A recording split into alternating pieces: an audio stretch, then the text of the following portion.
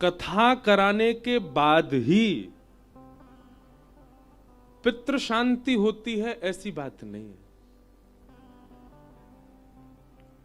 कथा कराने की इच्छा जब प्रारंभ हो जाए चित्त में, एक परिवार सोच करके मन में यह भावना रखने लगे कि अब हमें कथा करानी है, सब लोग इधर देखो, मन में इच्छा प्रकट हो जाए कि हमें कथा करानी है, उसी समय समझ लीजिए कि पितृ मुक्त हो गए हैं, तभी इच्छा प्रकट हो रही है। कथा कराने के बाद वो धुंधुकारी का विषय अलग है, तो महाप्रेत बन चुका है, परंतु वास्तव में यह है कि हमारी कथा सुनने की इच्छा प्रकट हो रही है, कथा में बैठने की इच्छा प्रकट हो रही है, कथा कराने की इच्छा प्रकट हो रही है, कथा में जाने की इच्छा प्रकट हो रही है, सप्ताह क्रम से कथा सुनने की इच्छा, यह तभी प्रकट हो सकती है जब हमारे पितृ मुक्त हों। कहीं ना कहीं जिनमें दोष विद्यमान है, अब वो तो पितृ दोष कैसे कैसे होंगे पता नहीं, पर यह भी एक पितृ दोष है ये कि आपका कथा में जाने का मन ही नहीं कर रहा, आपकी कथा सुनने की इच्छा ही नहीं होती, सत्संग श्रवण की इच्छा मन में प्रकट नहीं होती, ये कोई पितृ दोष से कम है? कौन रोक रहा है आपको कथा में जाने से? तो सद्यो हृदय वरुध्यते त्रिकृत भी शुश्रूषभिस्तत्क्षणात्, सुनने के बाद क्या होगा वो तो बहुत आगे की बात है, सुनने की इच्छा मात्र से हरिश्चित्तम समाचरित, कृष्ण चित्त में प्रकट हो जाते। तो ऐसी कथा जिनके प्रारंभ होते ही मन में भाव आया कि हमें कथा कराने, उसी समय पितृ मुक्त हो जाते, मुक्त हो गए इसीलिए आ रही है भावना। तो ये बात है। तो आपका कारण कुछ भी रहा हो कथा कराने का, पर भागवत जी का विषय क्या है? धर्म प्रौजत कई तवोत्र परमो, हमारे चित्त में परम धर्म का उद्दीपन होना, प्रकट होना। परम धर्म का मतलब क्या है? धर्म और परम धर्म दो बातें हैं। जहां व्यक्ति देहाभिमान होकर के देह की सुख सुविधा और देह के लिए कृत्य करता है, वो सब धर्म है। लेकिन जहां व्यक्ति अपने आत्म कल्याण की भावना रखता है, देह की परवाह नहीं करता, आत्म कल्याण की भावना रखता है, वही परम धर्म है। हमारे वृंदावन में संत जनों को, रसिक जनों को देखो, अगर देह प्रधान हो तो सुंदर बन के रहे सब, पर देह प्रधान नहीं है तो यहां चंदन लगा लें, यहां चंदन लगा लें, नाक पे लगा लें, आंखन के ऊपर वो लगा लें, यहां लगा लें। हमारे हरिदासी तो पूरे मुंह पे चंदन लगा के घूमे, और क्या कहते हैं, ब्रजरज लगा के घूमे। और वो बात अलग है, किसी किसी का दिखावे का भी होता है, बड़ा समझना बहुत मुश्किल है आजकल संसार को। पर मूल बात क्या है? वो ऐसे हाउ बिलाऊ से बन के काय को डोल रहे हैं। उनका देह किसी संसार के व्यक्ति को प्रसन्न करना नहीं है। उनका उद्देश्य क्या है? बिहारी जी पूरे दिन ऐसे खड़े रहे चुपचाप, कोई जीन्स पहन के आया, कोई बढ़िया अचकन पहन के आया, कोई बढ़िया, हम पूरे मुंह पे चंदन फोटा लगा के जाएंगे, हमारे हाउ बिलाऊ से चेहरा को देख के लाला नेक मुस्कुरा जाएगा, वो देख कैसो बन के आयो, हमें देख के लाला नेक प्रसन्न हो जाएगा। वहां पर यह भी उद्देश्य नहीं है कि ब्रजरज लगाने से, अंग पर लिपटने से हमारी मुक्ति हो, सदगति हो। ये सदगति रखना अपनी, यह भी एक प्रकार से वृंदावन रीति वालों की बात हो रही है। वृंदावन रहने वाले तो यह भावना ना रखें कि हमारी सदगति है जाए, वो इतना भी नहीं मांगते ठाकुर जी से, तुम राजी रहो, बस आप राजी रहो, हे नाथ आप प्रसन्न रहो, बस मुस्कुराते रहो, प्रसन्न हासारुण लो चलो लसत। अपनी कोई कामना नहीं है ब्रज के उपासकों को।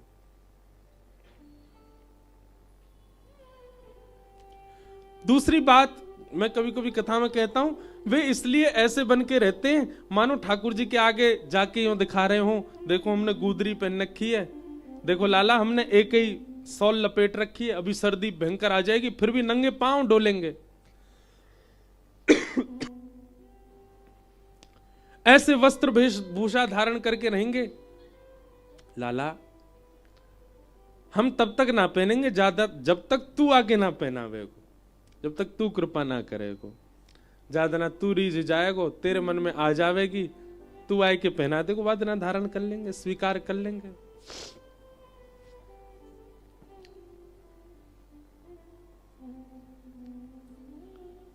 जहां पर देह के कल्याण की बात ना हो, आत्म कल्याण की भावना उत्पन्न होती है, उसी को परम धर्म कहते हैं।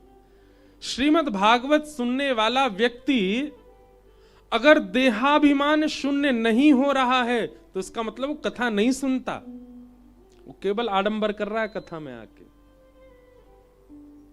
उसको अपने देह का किंचित अभिमान नहीं होगा। हां, इतना तो रखे कि स्वस्थ बना रहे, स्वस्थ रहे। कई लोग इस बात को इस रूप में भी ले जा सकते हैं ना, महाराज जी खूब खाओ फिर तो धुआंधार, बढ़ रहा पेट तो बढ़न दो, बढ़ रहा शरीर तो बढ़न दो। आपने कहा देहाभिमान शून्य मत बनो, देह का अभिमान मत करो कि ये पतला हो दुबरा हो, ये भी तो एक अभिमान है। नहीं, देह अगर बढ़ रहा है खा खा करके तो यह भी तो देह अभिमान है। आपने जीव का अभिमान कर रखा है। स्वस्थ रहो, पर देह के प्रति ज्यादा व्यवस्थाएं ना रखना, यह एक प्रकार का देहाभिमान शून्य। मैंने कैसा पहना है, मैं कैसा दिख रहा हूं, मैं कैसे चल रहा हूं, कैसे बोल रहा हूं, मेरा रूप कैसा, मेरा स्वरूप सौंदर्य कैसा, इसके प्रति जो बहुत चिंतित रहता है, ऐसा व्यक्ति भगवत प्राप्ति नहीं कर सकता। भगवत प्राप्त व्यक्ति तो सामान्य रहेगा। और एक बात और बताऊं आपको, जैसे ही व्यक्ति देहाभिमान शून्य होता है ना, अपने आप सुंदर होता चला जाता है। उसके रूप की कांति, उन्होंने कोई फेयर एंड लवली नहीं लगाया होता। हमारे ब्रज के संतों को देखो आप, गोरीलाल कुंज वाले पूज्य महाराज जी, कभी जाके उनका दर्शन करो। साबुन भी नहीं लगाया होगा कभी, केवल रज से ही स्नान कर लेते होंगे, पर उनके गाल ऐसे लगे मानो जैसे कितने सेब खा रखे होंगे, सेब खाए खाए के गाल लाल लगे। नहीं, जैसे ही देहाभिमान शून्य होते हैं तो भजन ही सौंदर्य प्रकट करने लगता है। हमारे पूज्य श्री मलुक पीठ वाले महाराज जी श्याम वर्ण के हैं, पर उनके मुखमंडल में एक ऐसी कांति है, एक ऐसा तेज है, उसके प्रति आकर्षण अपने आप सहज बन जाता है। पंडित श्री गया प्रसाद जी महाराज, उनका रूप विलक्षण था। देहाभिमान शून्य जिस दिन आप होने लग जाते हैं, आपका रूप अपने आप सुंदर होने लग जाता है। आपके हस्त कमल, आपके चरण कमल, आपका कोई एक अंग भी दिख गया, उसी से लगता है कि बस अब कल्याण उद्धार हो गया हमारा। श्री हितरवंश महाप्रभु, नरवाहन ने केवल उनका इतना रूप देखा था, इतना। राधा वल्लभ जी के सामने बैठ के भोर का पद गा रहे थे और तभी नरवाहन आ गया पीछे से। नरवाहन ने जैसे ही लता गुल्मों को अपनी तलवार से अलग किया तो झाड़ियों की आवाज हुई, तो महाप्रभु जी ने केवल ऐसे देखा। यहां नरवाहन खड़ा है, जहां श्रीनाथ जी खड़े ना, ऐसे बिल्कुल पीछे, ऐसे बस इतना मुख किया था। नरवाहन को कितना दिखा? इतना दिखा। केवल इतने रूप देखने मात्र से नरवाहन ने अपना चोरी डकैती जो भी उसके गलत कार्य सब छोड़ दिए, परम वैष्णव हो गया। श्रीमद् भागवत जी का यही विषय है। देह प्रधान ना करके अपनी आत्म प्रधान मान करके उसके कल्याण की भावना रखना, यह भागवत जी का विषय है। भागवत जी को सुनने वाला व्यक्ति किंचित भी देहाभिमानी है तो वो सुनता नहीं है, केवल आडंबर कर रहा है।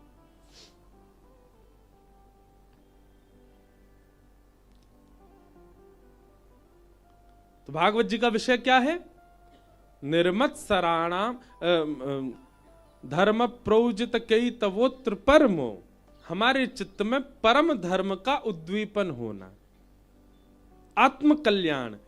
ये देह तो बाह्य है, पर इस देह के अंदर एक आत्मा है, उसके कल्याण की भावना मन में प्रकट हो जाना होती है। हम सबके चित्त में आत्म कल्याण की भावना उत्पन्न होती है, पर पता कब होती है? जब हम बहुत भोग लेते हैं।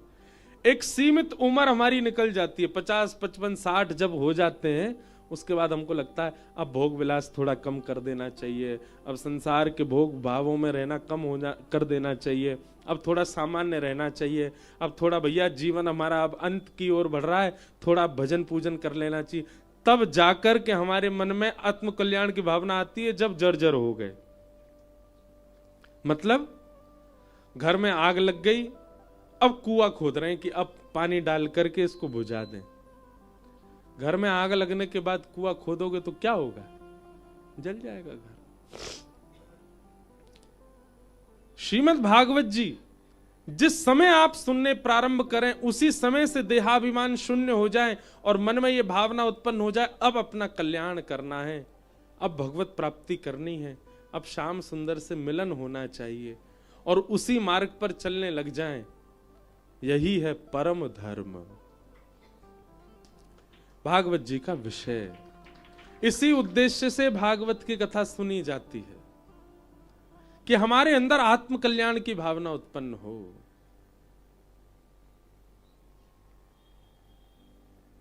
कथा सुनने पर वह भी सुनने कैसे? कुर्सी पे बैठ के। जो बैठे वो बुरा नहीं मानना, ये भी एक देहाभिमान है। अच्छा, कोई तन में दिक्कत है तो बात अलग है, पर कोई तकलीफ नहीं है, बढ़िया है सब मामला, हड्डी वड्डी सब बिल्कुल मजबूत है, फिर ऊपर बैठे हैं। कैसे बनोगे देहाभिमान शून्य?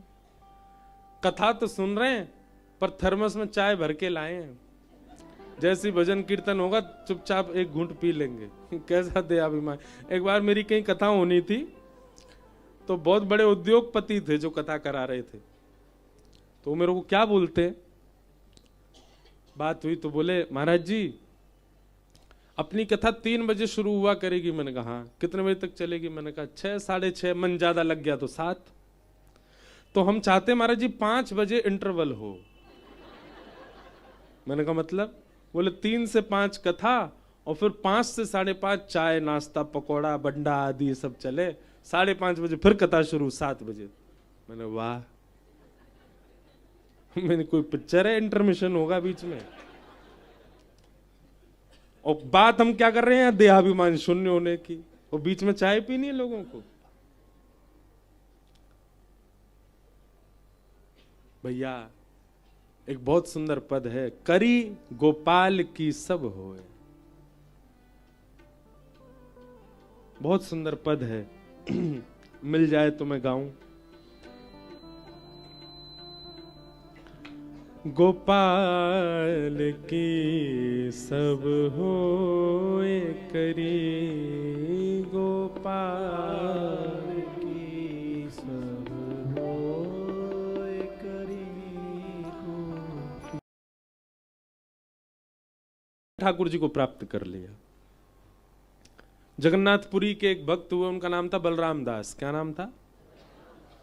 जैसे हमारे श्री गोवर्धन नाथ जी के अष्ट सखा हैं, ऐसे श्री जगन्नाथ जी के 5 सखा हैं। उनमें से एक है श्री बलराम दास, एक है रघुनाथ दास, ऐसे 5 हैं। मुझे नाम माधव दास, सबके नाम याद नहीं आ रहे अचानक।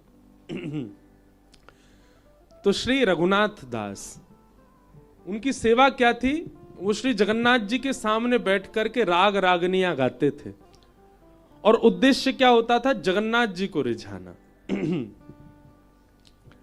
आप कभी राधा वल्लभ जी में, राधा रमन जी में, बिहारी जी में तो अब होता नहीं, पर हाँ पहले होता था। शायद हमारे साईं परकर के भी बड़े लोगों ने देखा हो, पहले बिहारी जी में भी रागनियां सुनाते थे श्री बिहारी जी को। अब भीड़ बहुत हो गई इसलिए सब कम होता चला गया, पर राधा रमन जी में आज भी सुनाते हैं, राधा वल्लभ जी में भी आज भी समाज होती है, सब पद सुनाते हैं। हमारे श्री जी भवन राधा रानी में भी समाज होती है, नंद भवन में भी समाज होती है, सब जगह ठाकुर जी को सुनाया जाता है, ठाकुर जी के आगे नृत्य किया जाता है। कभी वो सेवा सौभाग्य आपको मिले कुछ सुनाने का या नृत्य का, किंचित भी भावना ऐसी मत रख लेना कि अगल बगल में जो दर्शनार्थी खड़े हैं ये क्या सोचेंगे, या ये मुझे देखें, या ये मुझसे प्रभावित हो। नहीं, बस उनको केंद्र में लेकर के कीजिएगा जो भी आपकी सेवा, चाहे कितनी भी अच्छी हो, चाहे बिल्कुल ही नाचना गाना ना आता हो, फिर भी उन्हीं को रिझाने के लिए। ठाकुर जी मैं अच्छो नाचूं तो खुश है जाइयूं, और मैं अगर खराब नाचूं तो जैसे जिसको नाचना नहीं आता वो उल्टे सीधे पाम मारता है ना, तो फिर वैसे ही हंस जाते हैं लोग उसको देख के, कैसे नाच रहा है। कई बार कथा में हो जाता हमारे साथ, जैसे हम कोई भजन कीर्तन शुरू करते हैं तो कई लोग नाचते हैं, कई लोग वो खड़े होते हैं जिनमें नाचना ही नहीं आता, और फिर वो ऐसे हाथ पांव मारते हैं, उनको देख के खूब जोर हंसी आवे। मन में भाव आता है कि जब ठाकुर जी के आगे भी सब नाचते होंगे और कोई ऐसे नाचे वाला आता होगा चाहे नहीं नाचना आता, तो ठाकुर जी बाकी इनको देख के प्रसन्न होते होंगे, वाह कितने सुंदर नाच रहे हो, पर वाह को देख के तो हंसे ही जाते होंगे, हाँ क्या जोर से नाच रहा है। नृत्य किया करो ठाकुर जी के आगे, नहीं आवे तो भी। हमारे एक पंडित जी हैं, उनका स्वर ऐसा है कि मैं क्या बताऊं, भयानक है बहुत। हमारे लाल जी के पास वो कभी कभी बैठ जाते हैं। हमारे लाल जी को राग बहुत प्रिय हैं, आते मुझे भी नहीं है राग, पर हाँ थोड़ा बहुत मैं गरो सही है तो मैं गा ही दूं, पर वो हमारे ठाकुर जी के आगे बैठ जाते हैं, फिर गाना शुरू करते हैं। और जब वो गाते हैं तो मैं उठ के भागता हूं अपने कमरे में से उनके पास, मैंने काहे को सुना रहे हो। बोले महाराज जी, अब वो थोड़ा मजाकिया स्वभाव है उनका, वो कहते हैं सारी दुनिया तो सारे गामा पधा सा गाती है। मैंने कि आप क्या गा रहे हो? बोले मैं का गा रहा हूं, का स्वर ही नहीं होता। सारे गामा पधा सा ये 7 ही स्वर है, वो का शब्द स्वर गाते हैं। एक दिन और गा रहे थे, मैंने आज क्या गा रहे हो? बोले आज नहीं मिलेगा, इसलिए मेरे स्वर ही अलग है। मैंने बढ़िया, तो उनके प्रति भाव आता है कि इनके गायन सुनकर के लाल जी, जैसे अच्छा गाने वाला आ जाए तो ठाकुर जी रीझते होंगे, पर ऐसा कोई सुनाए वाला आ जाए ठाकुर जी जोर से हंसते होंगे पेट पकड़े हुए, देख कैसे गा रहा हो। पर ऐसे लोगों को कभी कभी ही गाना चाहिए, रोज नहीं। ठाकुर जी पता चली यूं भाग रहे हैं, भैया ये रोज आ जाए। अच्छा पता नहीं, मुझे नहीं पता, पर लोगों को शायद लगता है कि वो अच्छा ही गा रहे हैं। जो नहीं अच्छा गाते उनको शायद लगता है अंदर से, ऐसी भावना आती है उनको कि हम अच्छा ही गा रहे हैं। पर हमारे अष्ट सखाओं में श्री कुम्मन दास जी कहते हैं, जाके स्वरते इंसान नहीं रीझो, परमात्मा कैसे रीझेगो। कुम्मन दास जी का ऐसा भाव है। तो कभी अगर आप ठाकुर जी के सामने राग सेवा करते हो, नृत्य सेवा करते हो, सोचना ही नहीं, विचार ही नहीं करना। अच्छा करते हो तो भी, नहीं अच्छा करते तो भी, कि सब देख रहे होंगे। मैं सोचा ये देख रहे होंगे। नहीं नाचना आता तो ऐसे नाच के दिखाओ कि कोई नहीं, मेरे नाच को देख करके श्री जी हंस ही जाए, श्री जी को नेक मन लग जाएगा, नेक लोट लिंगी हंस जाएंगे, ऐसा नाच लो। तो श्री बलराम दास जी जगन्नाथ जी के आगे राग सेवा करते थे,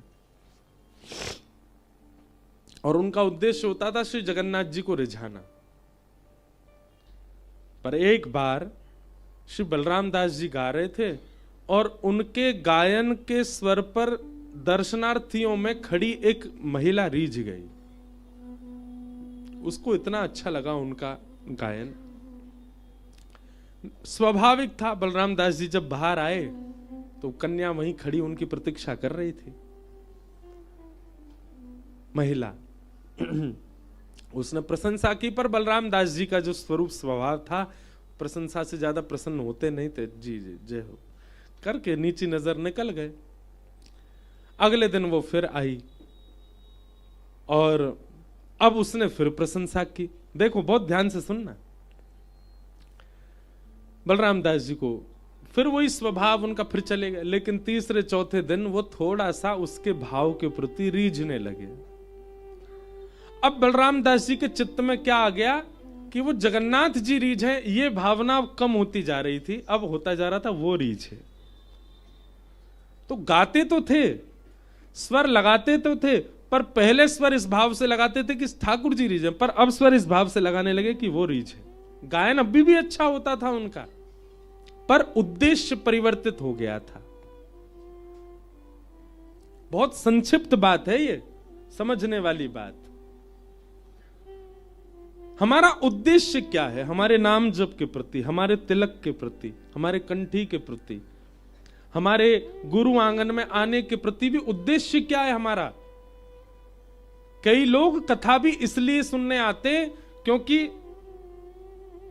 हमारे पड़ोसी जा रहे हैं, उनको हम दिखा सकें कि हम भी कथा सुनते हैं, दिखावे के लिए ही कथा में आ रहे हैं। कई जगह ऐसा होता है, एक घर में ही जोरानी, वो देवरानी जेठानी भी वो इसलिए आ रही है क्योंकि देवरानी कथा सुनते, मैं भी सुनूंगी, मैं भी इसको दिखाऊं, मुझ में भी भक्ति है। आपका उद्देश्य क्या है? आपके भजन भाव के पीछे, आपकी सेवा के पीछे।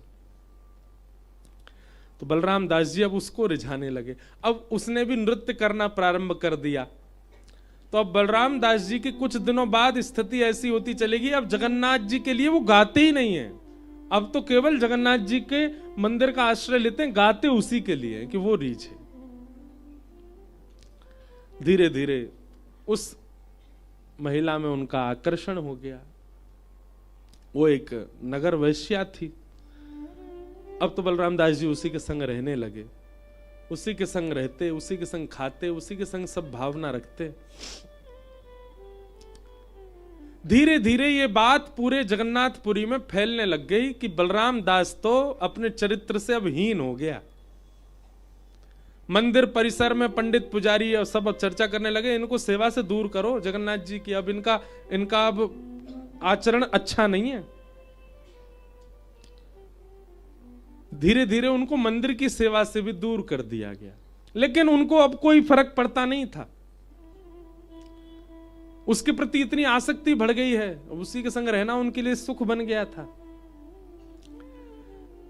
समय आया रथ यात्रा का, और रथ यात्रा के समय श्री बलराम दास जी को सौभाग्य था कि रथ यात्रा प्रारंभ ही बलराम दास जी के पद गायन के बाद होती थी।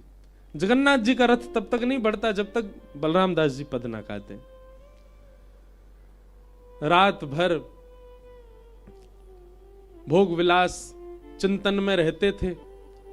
आज प्रातः काल का समय हुआ, पूरे जगन्नाथपुरी में जय घोष हो रहा था, सारी भीड़ पूरी इकट्ठा हो चुका है रथ यात्रा के लिए। और श्री बलराम दास जी अपने कक्ष में पौढ़े हैं, पौढ़े नेत्र खोले, और नेत्र खोल करके उन्होंने अपने पूरे जीवन पर दर्शन किया। मेरा जीवन कैसा था, मुझे जगन्नाथ जी ने स्वीकार किया, मैं उनके सामने राग सेवा करने लगा, उनकी प्रसन्नता मेरी प्रधानता होती थी। कितने लोग प्रशंसा करके जाते थे, पर मुझे किसी की प्रशंसा से कोई प्रभाव नहीं होता था। एक दिन एक महिला ने आकर के मेरी प्रशंसा कर दी, मेरा थोड़ा आकर्षण बढ़ा।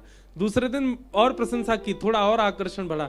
चौथे पांचवें दिन से मेरा आकर्षण केंद्र अब मैं जगन्नाथ जी को नहीं सुना रहा था, फिर मैं उस महिला को रिझाने लगा। अपने आप पूरी रील उनके मस्तिष्क में घूमने लगी। बोले आज स्थिति क्या है, अब जगन्नाथ जी से कोसों दूर रहता हूं, केवल उसी के पास रहता हूं। आज रथ यात्रा है, मेरे गायन के बगैर जगन्नाथ जी का रथ नहीं चलता। मुझे इतना बड़ा सौभाग्य ठाकुर जी ने दिया और मैंने उस सौभाग्य का खुद त्याग कर दिया। मन में भाव आया बलराम दास जी के, अब सब भोग विलास छोड़ करके पुनः अपने सौभाग्य की ओर जाऊं। उस वैश्या के आगे हाथ जोड़ दिया, आज के बाद हम आपसे नहीं मिलेंगे, आप हमसे मत मिलना, हमसे जो अपराध हुआ सबके लिए क्षमा। कुछ धन चाहिए होगा तो मैं दे दूंगा, आपको कोई व्यवस्था चाहिए मैं दे दूंगा, आपके लिए कुछ व्यवस्था करनी मैं सब कर दूंगा, पर अब मैं जगन्नाथ जी को छोड़ और कहीं नहीं जाऊंगा, मुझसे अपराध हो गया। रोते हुए श्री बलराम दास जी रथ यात्रा जहां से प्रारंभ होती वहां पहुंचे, सिंह द्वार। पंडा पुजारियों ने जैसे ही बलराम दास को देखा, दूर से ही दुत्कार दिया, फटकार दिया, खबरदार सामने भी मत आना जगन्नाथ जी के। अरे व्यभिचारी व्यक्ति, परिस्त्री गमन करने वाले व्यक्ति, तुझको हम जगन्नाथ जी के सामने बैठाएंगे? किसी ने जगन्नाथ जी के सामने खड़ा भी नहीं होने दिया बलराम दास को। बलराम दास जी स्वीकार करते हैं उस दंड को। बोले मैं अधिकारी हूं इस दंड का, क्योंकि मैंने अपराध किया है, मैंने सेवा सौभाग्य को ठुकराया है एक सांसारिक सुख के लिए। बलराम दास जी रोते विलखते श्री समुद्र किनारे चले गए और कहा कि मेरी साल भर की हर वर्ष की सेवा आज मैं नहीं कर पा रहा नाथ, पर आप तो कण कण में विद्यमान हो। तो वहीं बालू से ही एक रेत का एक रथ बनाया और उसमें बालूका के ही श्री जगन्नाथ जी बना के विराजमान कर दिए और अपनी राग रागनियां वहीं बैठ कर के गाने लगे। वहां मुझे नहीं आने दिया यात्रा में, ठाकुर जी आप यहां आकर के मेरा राग। सुभद्रा जी का रथ चल पड़ा, बलराम जी का रथ चल पड़ा, पर ठाकुर जी का रथ नहीं चले। सबने खींचा, नहीं चला। सबने हाथ जोड़ के प्रार्थना की, भगवान क्या बात है, आपका रथ क्यों नहीं बढ़ रहा है? श्री ठाकुर जी कहते हैं हमारा रथ तो बढ़ रहा है, आपको दिख नहीं रहा है। पंडा पुजारी बोले कहां बढ़ रहा है प्रभु, जहां का तहां ही तो खड़ा है। बोले आज हमारी रथ यात्रा सिंह द्वार पे थोड़ी हो रही है, आज हमारी रथ यात्रा समुद्र के तट पर हो रही है। हमारी रथ यात्रा बलराम दास कर रहा है। हम आज नंदी घोष रथ में थोड़ी बैठे हैं, हम तो आज बालूका के रथ में बैठे हैं और बलराम दास हमारी रथ यात्रा कर रहा है। यदि चाहते हो कि ये रथ आगे बढ़े तो बलराम दास ने बालूका का जो मेरा स्वरूप बनाया है उनको लेकर के आके इस रथ में विराजमान करो। सब लोग गए तो देखा पूरे जगन्नाथपुरी में कहीं भीड़ नहीं होती। रथ यात्रा वाले दिन सारी भीड़ रथ के सामने ही होती है। समुद्र खाली, बिल्कुल किनारे पर कोई भीड़ नहीं। दूर देखा बलराम दास उछल उछल के नाच रहा है। छोटा सा बालूका का रथ बना, उसी में छोटे से जगन्नाथ जी बालू के ही बैठा रखे हैं। सब लोगों ने जाके बलराम दास से कहा हमने भले ही तेरे अवगुण को हीन मान करके तुझे ठाकुर जी से दूर कर दिया, पर तेरे अवगुण को भी स्वीकार करके जगन्नाथ जी ने तुझे दूर नहीं किया। चल बलराम, ठाकुर जी को पद सुना। बलराम दास जी को लेकर के गए और ठाकुर जी के सामने बैठ करके जब उन्होंने पद गाया, अपनी सेवा की, तुरंत रथ चल पड़ा श्री जगन्नाथ जी का। ये कथा मैंने क्यों सुनाई? कई बार हमारे चित्त में काम दोष आ जाता है, उसके बाद भी ठाकुर जी हमें प्राप्त हो जाएंगे। अच्छा, इसका मतलब ये नहीं है कि आप सब लोग खुलेआम जो भी दोष उत्पन्न हो रहे हैं उनको होने दो।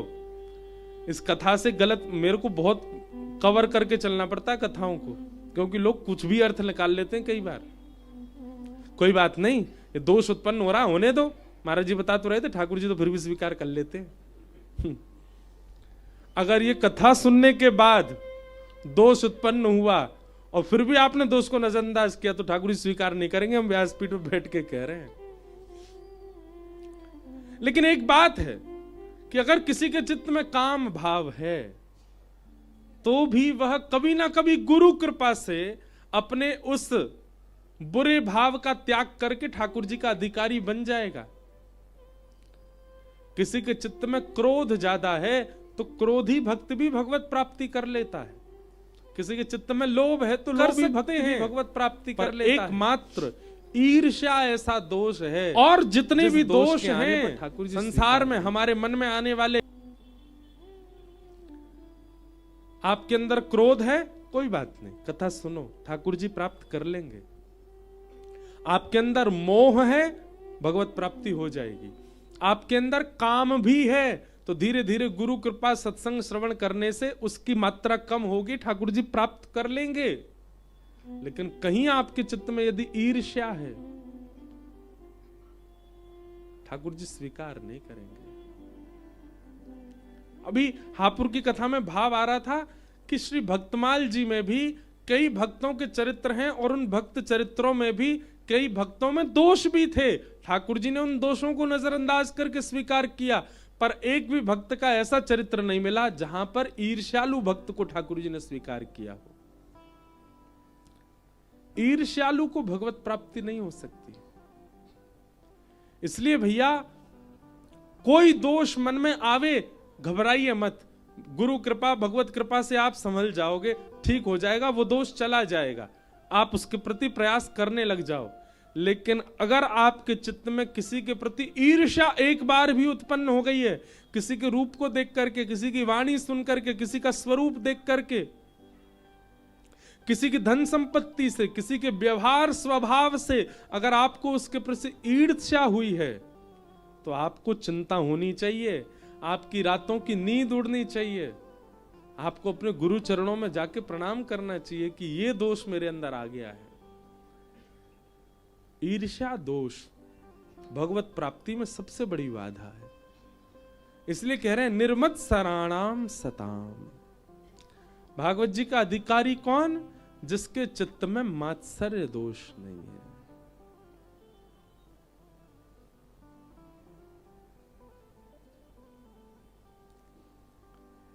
निंदा चुगली ना जिसको सुहाए, बुरी संगत की रंगत न भाए।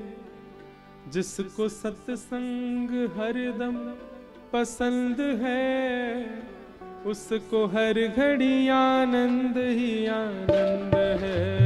ओ जिसको सत्संग हरदम पसंद है, उसको हर घड़ी आनंद ही आनंद है। जिसको सत्संग हरदम पसंद है, उसको हर घड़ी आनंद ही आनंद है। जिसको सत्संग हरदम पसंद है, उसको हर घड़ी आनंद ही आनंद है। ओ श्याम प्यारे से जिसका संबंध है, उसको हर घड़ी आनंद ही आनंद है। श्याम प्यारे से जिसका संबंध है, उसको हर घड़ी आनंद। दोहरा के गा।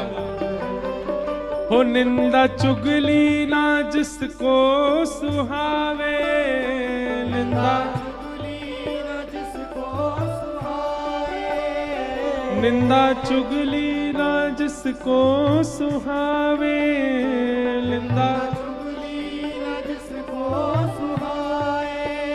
हे बुरी संगत की रंगत न भावे। बुरी संगत की रंगत न भाए। एक स्वभाव बता रहा हूं मैं आपको। कई बार ऐसा होता है कि बालकों के अंदर अवगुण नहीं है, पर जब वो देखते हैं किसी गलत काम करने वाले को धुआं उड़ा रहा है मुंह से, उसके मन में इच्छा हो जाती मैं भी उड़ा के देखूं। किसी को पीला पानी पीते हुए देखते हैं तो उनके मन में भी इच्छा होती है हम भी पी के देखें कैसा है। ये बहुत बड़ा अपराध है भैया। अगर बालक के मन में ये बात आ रही है तो उसको संभालना चाहिए, पर बड़ों के मन में यदि ये भाव आ रहा है तो निश्चित है ठाकुर जी दूर हैं आपसे। लेकिन कहीं दिखे कि कोई करताल लेकर के कीर्तन कर रहा है, ब्रजरज लगा करके उछल उछल करके वृंदावन परिक्रमा कर रहा है, धोती पहनता है, बगलबंदी पहनता है, उसके रूप को देख करके मन में आ जाए कि मैं भी ऐसे रहूं, तो समझो ठाकुर जी स्वीकार करना चाह रहे हैं। किसी की बुरी संगत यदि आपको अच्छी लग रही है तो ठाकुर जी आपसे दूर है। निंदा चुगली ना जिसको सुहावे, ओ निंदा चुगली न जिसको सुहावे। हे बुरी संगत की रंगत न भावे। बुरी संगत की रंगत न भावे। हे बुरी संगत की रंगत न भावे। बुरी संगत की रंगत न भावे। ओ जिसको सत्संग हरदम पसंद है, जिसको सत्संग हरदम पसंद है। जिसको सत्संग हरदम पसंद है, जिसको सत्संग हरदम पसंद है। ओ उसको हर घड़ी आनंद ही आनंद है। उसको हर घड़ी आनंद ही आनंद है। ओ उसको हर घड़ी आनंद ही आनंद है।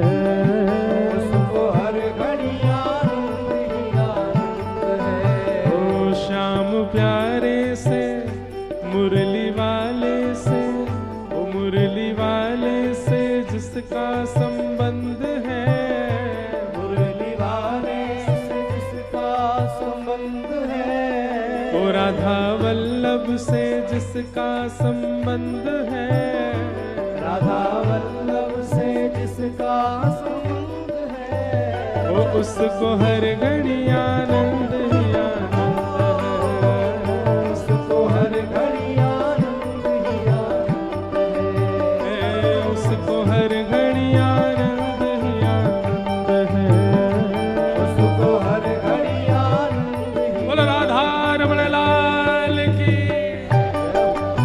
भुजा उठा के करताल बजा के गाओ।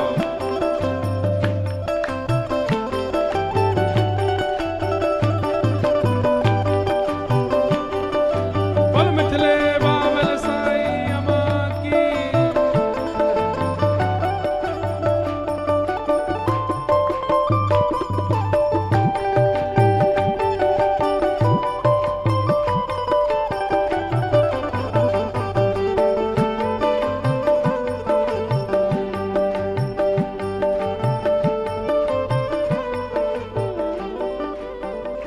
झूठी ममता से करके किनारा, ममता से करके किनारा, झूठी ममता से करके किनारा, झूठी ममता से करके किनारा, हो लेके सच्चे प्रभु का सहारा, बोलके सच्चे प्रभु का सहारा, हो लेके सच्चे प्रभु का सहारा, बोलके सच्चे प्रभु का सहारा, ओ जिसके हृदय में बाल मुकुंद है, जिसके हृदय में बाल, मुकुंद है, जिसके हृदय में बाल मुकुंद है, जिसके हृदय में बाल,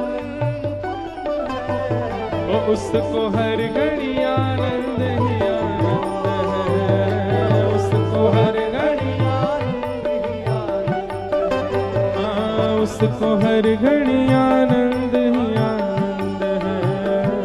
उसको हर घड़ी आनंद ही आनंद है। ओ श्याम प्यारे से राधा रमण से जिसका संबंध है, राधा प्यारे से जिसका संबंध है, कुंज बिहारी से जिसका संबंध है, कुंज बिहारी से जिसका संबंध है, ओ उसको हर घड़ी आनंद ही आनंद है, उसको हर घड़ी आनंद ही आनंद है, हाँ, उसको हर घड़ी आनंद ही आनंद है। उसको हर घड़ी आनंद ही आनंद है। ओ साईं अम्मा से जिसका संबंध है, साईं अम्मा से जिसका संबंध है, ओ साईं अम्मा से जिसका संबंध है, साईं अम्मा से जिसका संबंध है, ए उसको हर घड़ी आनंद ही आनंद है, उसको हर घड़ी आनंद ही आनंद है। ओ उसको हर घड़ी आनंद ही आनंद है। उसको हर घड़ी आनंद ही आनंद है। हो संत ऋषियों की वाणी को माने, संत ऋषियों की वाणी को माने, संत ऋषियों की वाणी को माने, संत ऋषियों की वाणी को माने, हो संत ऋषियों की वाणी को माने, संत ऋषियों की वाणी को माने, प्रेम भक्ति की महिमा को जाने, प्रेम भक्ति की महिमा को जाने, ओ प्रेम भक्ति की महिमा को जाने, भक्ति की महिमा को जाने, जो उसी की रजा में रजामंद है,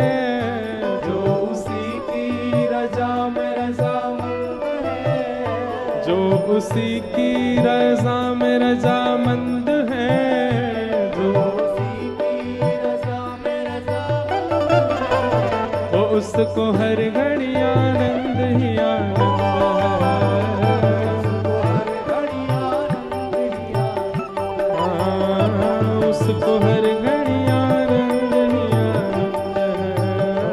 उसको हर घड़ी आनंद ही आनंद है, ओ जो उसी की रजा में रजामंद है, जो उसी की रज़ा में रज़ामंद है, जो उसी की रजा में रजामंद है, जो उसी की रज़ा में रज़ामंद है, वो उसको हर घड़ी आनंद ही आनंद है, उसको हर घड़ी आनंद ही आनंद है, ओ उसको हर घड़ी आनंद ही आनंद है, उसको हर घड़ी आनंद ही आनंद है, उसको हर घड़ी आनंद ही आनंद है, उसको हर घड़ी आनंद ही आनंद है, उसको हर घड़ी आनंद ही आनंद है, उसको हर घड़ी आनंद ही आनंद है। निर्मत्सराणाम सताम। किसी के प्रति मात्सर्य दोष भी उत्पन्न होना, ये भगवत प्राप्ति में सबसे बड़ी बाधा है। आप किसी अन्य रोग से ग्रसित हो, अन्य भाव से ग्रसित हो, आपके मन में कोई अन्य भावना है, आप ठाकुर जी की प्राप्ति कर लोगे, पर कहीं आपके चित्त में मात्सर्य है, ईर्ष्या है, आज ही आपको चिंता होनी चाहिए, रातों की नींद आपकी उड़नी चाहिए कि अब मुझे ठाकुर जी नहीं मिलेंगे। क्यों? मेरे चित्त में ईर्ष्या है। और जिस दिन आपके चित्त में ये चिंता प्रकट हो गई ना ईर्ष्या की, उसी दिन से ईर्ष्या घटने लग जाएगी। ईर्ष्या को घटाने का यही एक उपाय है कि उसके प्रति चिंता क्यों हो रही है हमको। व्यक्ति ईर्ष्या के प्रति चिंता नहीं करता, उसको चिंता ही ये रहती कि वो इतना अच्छा क्यों है। यही तो ईर्ष्या है। निर्मत्सराणाम सताम। भागवत का अधिकारी कौन? जिसके चित्त में ईर्ष्या नहीं। और कहीं अगर उसके चित्त में ईर्ष्या आ गई है तो उसको फिर खूब कथा सत्संग आदि करना चाहिए। गुरुजन की कृपा होगी, भागवत जी के अनुग्रह होगा तो उसकी ईर्ष्या कम होगी। तीसरी बात, श्रीमद् भागवत का संबंध क्या है? वैद्यम वास्तवमत्र वस्तु शिवदम।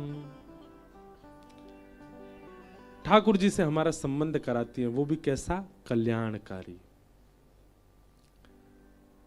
कथा सुनने के बाद में श्री ठाकुर जी आपको कहीं ना कहीं अपने से लगने लग जाएं। आप जब श्री राधा रमण जी को कौन बोल रहा है भाई? बोलो नहीं। और विशेष रूप से सामने वाली पंक्ति वाले तो बहुत ही सावधान बैठा करो, चाहे वो जेल के पीछे वाली क्यों ना हो।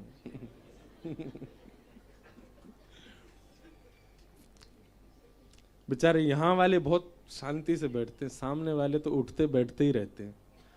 अब हम ऐसे बैठ के कथा करेंगे कल से, आपको देखेंगे।